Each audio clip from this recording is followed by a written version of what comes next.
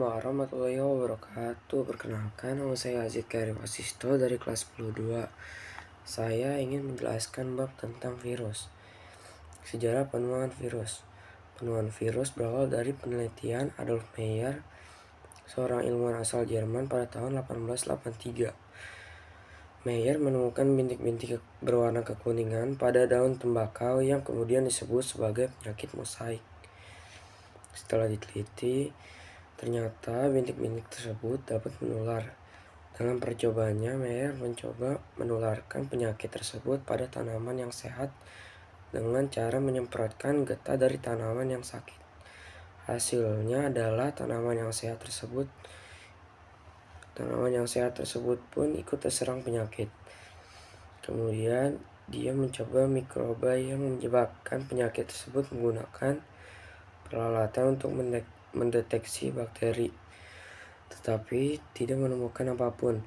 Oleh karena itu, Meyer membuat kesimpulan bahwa penyebab penyakit mosaik adalah mikroba yang berukuran lebih kecil dibandingkan bakteri. Adolf Meyer tersebut memicu ilmuwan lain untuk melakukan penelitian mengenai penyakit mosaik pada tembakau. Pada tahun 1892, Dmitri Ivanovsky menyetujui pendapat Meyer bahwa penyebab penyakit mosaik berukuran lebih kecil dibandingkan bakteri. Hal tersebut dibuktikan dengan lolosnya penyebab penyakit mosaik pada saringan yang tidak dapat dilalui oleh bakteri. Kemudian seorang ilmuwan dari Belanda, Martinus Benjerik, pada tahun 1897 membuat kesimpulan bahwa partikel patogen penyebab penyakit mosaik memiliki ukuran lebih kecil dibandingkan bakteri, hanya dapat hidup di dalam organisme dan bisa bereproduksi. Akhirnya ilmuwan bernama Wendell Stanley, asal Amerika Serikat, mencoba mengkristalkannya. Patogen tersebut dapat memberikan nama tobacco mosaic virus atau virus mosaik tembakau. Adapun contoh virus lain yang berhasil ditemukan adalah virus penyebab penyakit mulut dan kaki pada hewan, foot and mouth disease, yang pertama kali ditemukan oleh Loeffler dan Frost pada tahun 1887. Nama virus berasal dari bahasa Latin yaitu kata virion yang berarti racun. Sampai saat ini, penggolongan virus sebagai benda hidup atau mati masih menjadi perdebatan di kalangan ilmuwan. Hal tersebut karena virus memiliki sifat antara benda hidup dan benda mati.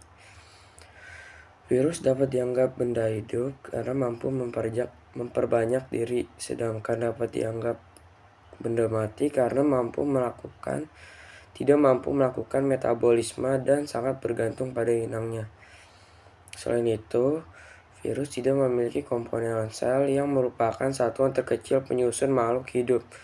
Virus hanya memiliki satu jenis asam nukleat yaitu DNA, deoksiribonukleik asid, atau RNA ribonukleik asid. Karena hanya memiliki salah satu jenis asam nukleat, maka virus tidak mampu bereplikasi jika tidak berada di dalam tubuh inangnya. Berikut adalah karakteristik virus selengkapnya. Ukuran virus. Diameter terkecil virus saat ini adalah 17 nanometer dan diameter terbesarnya 1000 nanometer. 1 nanometer sama dengan 0,001 mikrometer. Oleh karena itu, virus hanya dapat diamati menggunakan mikroskop elektron dengan pembesaran minimal 30.000 kali. Ini saya akan menjelaskan tentang bagaimana cara virus berkembang biak. Virus berkembang biak melalui dua cara, yaitu daur litik dan daur lisogenik. Urutan daur litik adalah yang pertama, absorpsi, yaitu proses virus bakteriofag menggunakan serabut ekornya untuk menempel pada reseptor spesifikasi permukaan sel. Yang kedua, penetrasi atau injeksi, yaitu proses serabut ekor yang menempel di permukaan sel inang akan berkontraksi dan membuat lubang menggunakan enzim lisozim. Kemudian materi genetik virus akan diinjeksikan ke dalam sel inang. Yang ketiga, sintesis atau replikasi, yaitu setelah DNA virus masuk ke dalam sel inang, virus akan mengambil alih komponen metabolisme sel inang.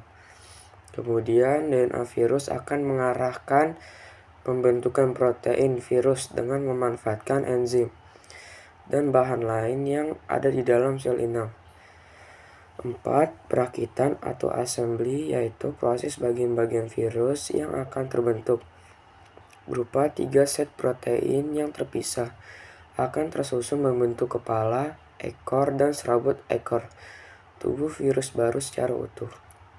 Yang kelima ada lisis atau release, yaitu tahap ini virus akan memproduksi lisozim yang akan merusak dinding sel inang.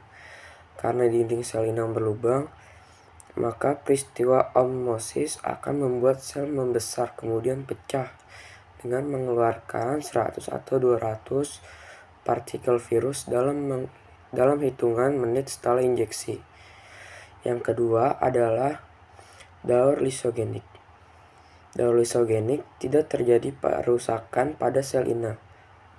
Berikut adalah tahap daur lisogenik. Yang pertama ada absorpsi, yang kedua ada penetrasi, yang ketiga ada penggabungan, yaitu proses asam nukleat virus yang sudah masuk ke dalam tubuh inang bergabung dengan materi genetik. Gabungan antara materi genetik bakteri tersebut dengan materi genetik virus disebut prohak. Yang keempat ada pembelahan, yaitu proses ketika bakteri membelah. Maka prohak pun ikut membelah sehingga proses pembelahan akan menghasilkan bakteri yang mengandung materi genetik virus. Pada daur lisogenik, sel inang tidak akan rusak atau mati, melainkan akan terus hidup dan membelah sambil terus membawa prohak. Namun terkadang prohak pada sel inang bisa memisahkan diri dari kromosom inang dan menginisiasi terjadinya daur litik. Sekarang saya akan menjelaskan klasifikasi berdasarkan bentuk tubuh.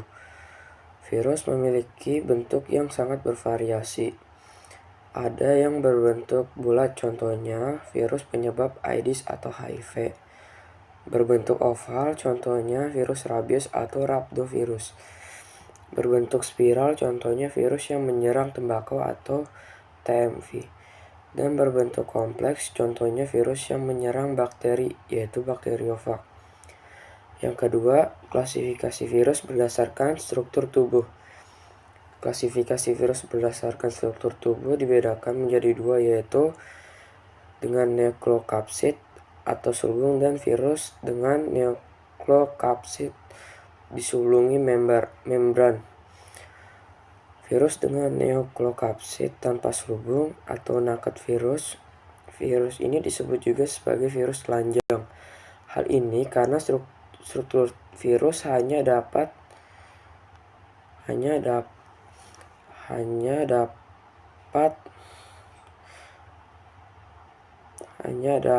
terdiri atas kapsid dan asam nukleat saja.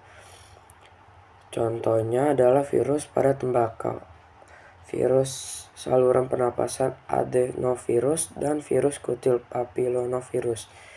Virus ini disebut juga sebagai virus bersulbung, contohnya pada virus influenza atau orthomisovirus dan virus herpes atau herpes virus. Yang ketiga ada klasifikasi virus berdasarkan jenis asam nukleat.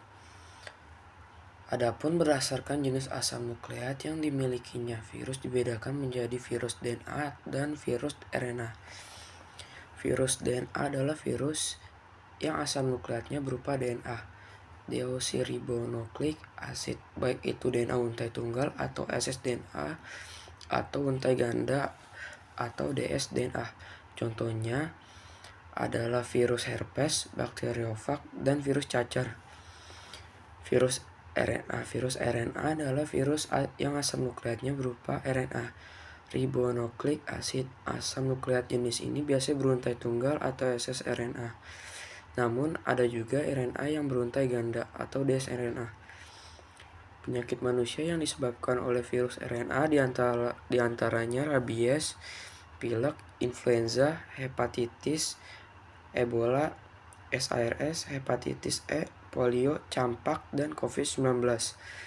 Yang keempat, ada klasifikasi virus berdasarkan jenis inang. Yang pertama, ada virus bakteri, yaitu virus yang menyerang bakteri, contohnya bakteriofag. Yang kedua, virus yang menyerang hewan. Contoh virusnya ada rabies yang menyerang anjing, kucing, dan kera. Yang ketiga, ada virus tumbuhan, yaitu virus yang menyerang tumbuhan. Contohnya virus tungro yang menyerang padi, dan virus Theristeza menyerang jeruk, bit, dan anggur. Yang keempat, virus manusia, yaitu virus yang menyerang manusia. Contohnya virus penyebab AIDS, virus penyebab COVID-19, dan virus penyebab hepatitis B. Sekarang saya akan menjelaskan peranan virus. Yang pertama, ada peranan virus yang menguntungkan. Pemanfaatan vaksin merupakan salah satu peranan virus yang menguntungkan bagi kehidupan. Pemberian vaksin pada tubuh yang sehat akan merangsang tubuh untuk membentuk antibodi. Yang kedua, sebagai agen genetik. Pada proses rekayasa genetik, bakteriofag dan virus tertentu sering dimanfaatkan sebagai vektor untuk membawa transposom atau elemen pembawa materi genetik antar sel. Rekayasa ini memungkinkan suatu sel untuk memiliki sifat baru yang secara alami tidak mungkin dimilikinya. Misalnya bakteri yang dapat menghasilkan hormon insulin. Yang kedua, ada pemberantas hama tanaman dari golongan serangga.